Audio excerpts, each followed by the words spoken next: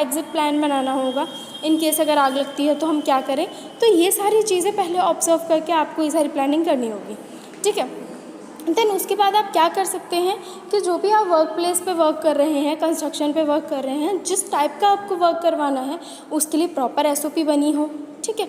SOP से benefit ये होगा कि जो वर्क है वो प्रॉपर वे में किया जाएगा, ठीक है। तो वर्क अगर प्रॉपर वे में होगा तो एक्सीडेंट से बच सकते हैं, है ना। देन उसके बाद आप वर्क परमिट इशू करने से पहले JSA करें, जॉब सेफ्टी एनालिसिस, और वर्क परमिट पर्टिकुलर उसी पर्सन को इशू करे जो उस वर्क को जानता होगा, ठीक है। तो इस तरीके से भी क्या है, आपका वर्क जो है वो सेफली हो पाएगा, ठीक है। उसके बाद देखिए क्या होता है, कंस्ट्रक्शन साइट पे ऐसे बहुत सारे होने वाले एक्सीडेंट्स होते हैं जिनको हम कैसे ऑब्ज़र्व करें, कैसे हम उसका रिस्क जो है रिस्क एनालाइज करें, है ना। तो ये सारी चीज़ें जो हैं वो आप जब वर्क प्लेस पे होते हो तब आप देख पाओगे, क्योंकि जब आप ऑब्ज़र्व करोगे तो आप देख पाओगे उसमें कितना रिस्क है और आप कैसे उसे हटा सकते हैं, रिस्क एलिमिनेट कर सकते हैं, ठीक है।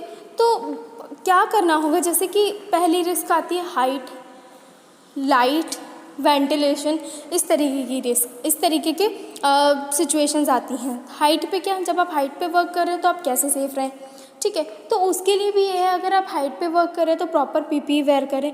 हाइट पे जिस भी प्लेटफॉर्म पे वर्क करें वो प्रॉपर गार्डरेल से हो, ठीक है, जिससे कि आप इधर उधर ना गिरें। अब हाइट पे वर्क कर रहे हैं और जो प्लेटफॉर्म आप यूज़ कर रहे हैं, जो होता है ना एक फॉर्कलिफ्ट टाइप का, वो क्रेन टाइप की होती है जिससे आप ऊपर उठ के जा सकते हैं। तो इस तरीके के अगर प्लेटफॉर्म पे वर्क करें तो वहाँ वही सामान हो जो आप यूज़ करें, ठीक है। और प्रॉपर इसके बाद हाइट पे आपको प्रॉपर PPEs वेयर करनी है, ठीक है।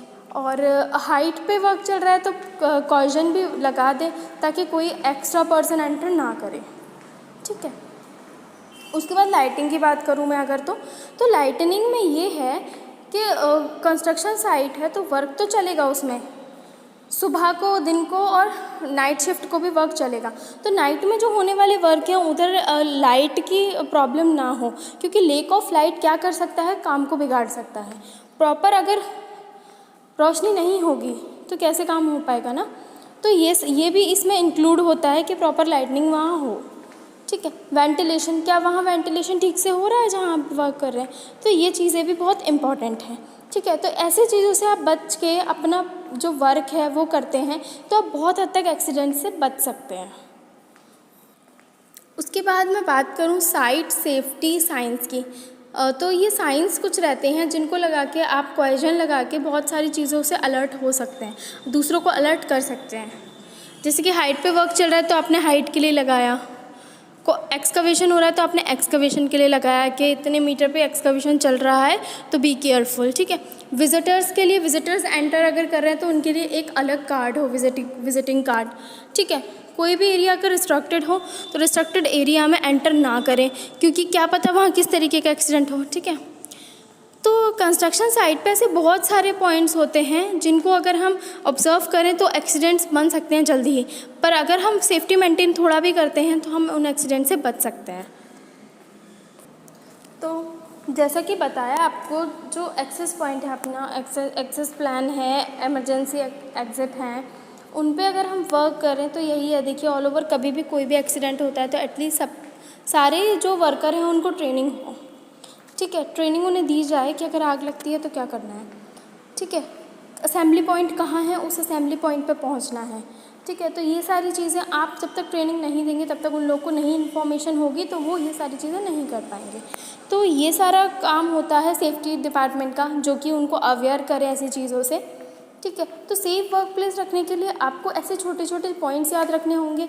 इस तरीके से आप सेफ्टी मेंटेन कर सकते हैं, सेफ्टी प्रिवेंट कर सकते हैं।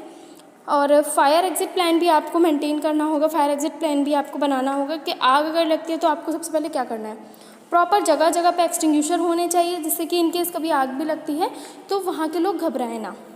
अब घबराएंगे तो तब नहीं ना जब आप ट्रेनिंग देंगे उन्हें, तो ट्रेनिंग अगर अच्छे से प्रोवाइड की जाए तो वो सारी चीज़ें भी मेंटेन वहाँ हो सकती हैं, ठीक है। तो ये सारी चीज़ें मैंने सेफ वर्क प्लेस के अकॉर्डिंग बताया आपको।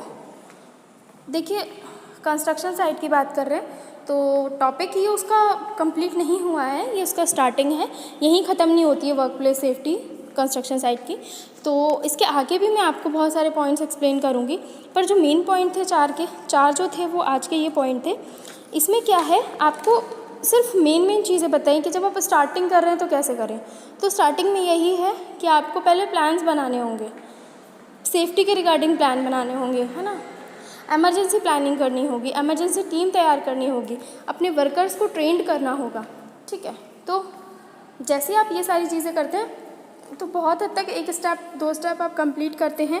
देन उसके बाद बहुत सारे ऐसे काम हैं जिनकी वजह से जिन पे सेफ्टी आपको रखना बहुत ज़रूरी है, जैसे स्कार्फ फोल्डिंग कर रहे हैं और भी बहुत सारे काम।